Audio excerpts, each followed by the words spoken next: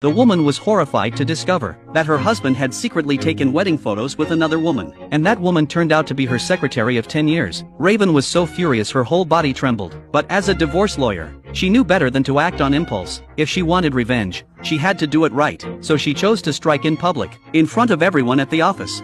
She handed the secretary a court summons. Instantly, the woman became the center of office gossip. The secretary never imagined there would be a day when her own boss would sue her. She was so humiliated, she couldn't even look Raven in the eye. The truth was, Raven had suspected them for a while. 6 months earlier, she had invited her colleagues over for dinner. Halfway through, the secretary stepped out to buy more drinks, and her husband insisted on going with her. In that moment, Raven felt something was off, but she told herself she might just be overthinking it. Later, when she was out with her husband, a text message suddenly popped up on his phone. She clicked it out of reflex, and he instantly blew up at her, saying it was from a director Choi he worked with. That reaction made her suspicion deepen. She went straight to the hospital where her husband worked, and asked the receptionist if there was a director Choi. The receptionist said there was no such person, and added that her husband had only been coming in during the afternoons lately. Coincidentally, his secretary's last name was Choi, and she was often nowhere to be found in the mornings. That's when Raven realized the director Choi in the text message was actually the secretary. Even though she had confirmed the woman's identity,